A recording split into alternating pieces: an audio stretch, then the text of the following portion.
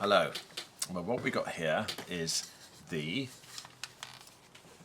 Rec C958, and that, as you probably know, is a Robo Crimp. See that? Robo Crimp. Now how this works is put a battery in there, 12 volt battery, 14 volt battery, and you press the button and it cranks over, and it's great fun. Now apparently they deliver about 12 tons of pressure. I haven't actually worked it out, but its claim on it is I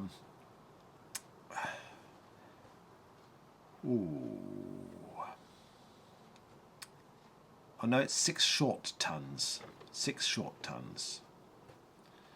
Well, everyone knows what a short ton is, so I shan't go and describe that to you. It's working on 14.4 volts DC and drawing 220 watts.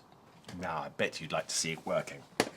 Well, I haven't got a battery for it, and you probably got one similar without a battery. Now, it's a simple 2-terminal battery, and what I've done here, I've scratched a plus sign so you know which side is the positive terminal. Now, if you had an old battery, you could use that as a I haven't, so what I'm going to do is to get the appropriate wire, and in this case it's going to be a red one for the positive, and I'm going to use just a normal peg, clothes peg, to hook him on into position. Make sure you've got a good grip on it, and then I'll take the black wire, except this has come undone,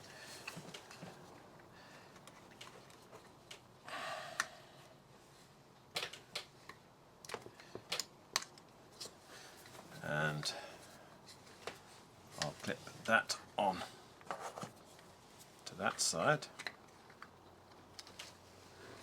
I don't know if you can see what I'm doing here, was I've got the camera in the wrong place.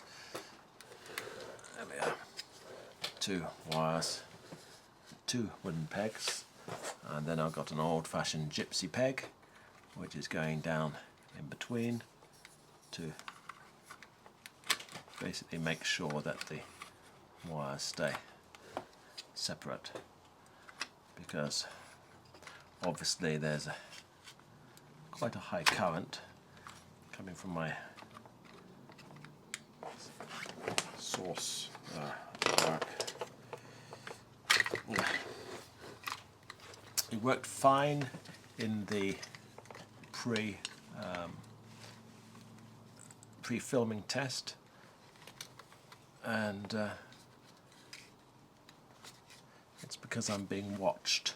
Look away a second and I'll get it done. There. Well, that's good. Right, now what I've got is my battery charger, which is producing 12 volts, and I should connect this up. You have to be patient because I've got the camera, I see now in a completely wrong position, and you can't see very much. But almost done. One more connection, and that's it. There. Okay, so now pressing the trigger like so. I've lost power. Wait a second.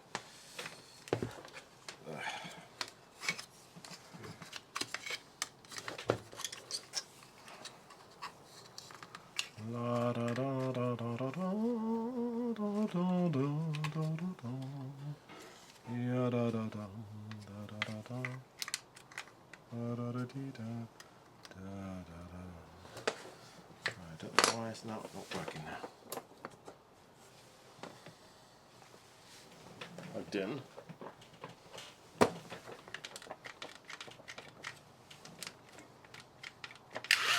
There we go. Must be a backup wire. So we got watch this. Don't put your finger in it there.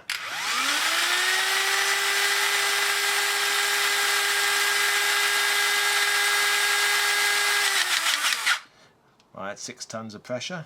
It cuts off automatically. And to reverse it, to pull it out the piston, you use the second trigger, and it's simple as this.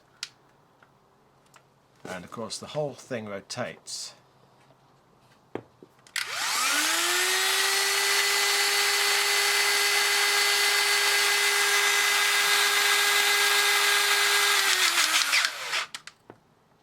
Now you're asking yourself the question as to what it looks like when it's squeezing something, aren't you? I can tell. So let me find something to squeeze. Now, okay. Right, we've got a piece of wood, and we'll just set that in there. Now, that's not going to do too much because it's not quite big enough. Let's try another piece of wood in between. There. So we got, you see that? It's going to splinter a little bit and squeeze it, I expect. Here we go. Ready, steady, whee!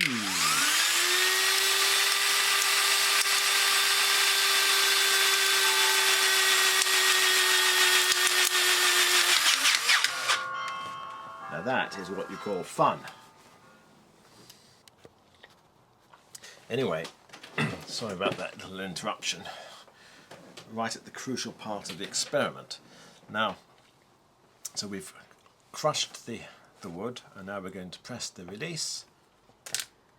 See how quickly it releases it? And here's what the wood looks like now. So that's, you see the indentation there? Now of course the wood is very resilient. This particular type of wood is just a piece of roofing batten, and so that's actually squashed quite considerably. So a lot of the pressure has been absorbed by the fibres, the flexibility of the fibres. But you can see how if you had a pipe and you wanted to crimp a metal sleeve round it or something like that, there's a lot of pressure there, and with the right tool in it, so these are like dies in there where you can release them and change them over.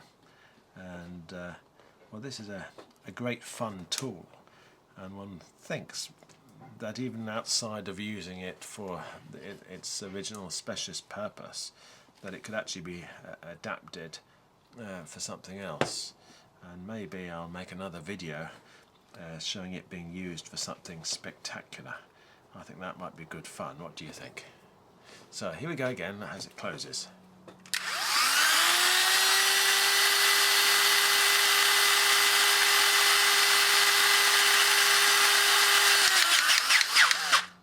A little light comes on to show you're at maximum torque. And then open up again. So that is it. These tools are about £1,200 to buy new, so it's an expensive tool, and it's a fun tool. A fun tool. I think every boy should have one. Thank you for watching.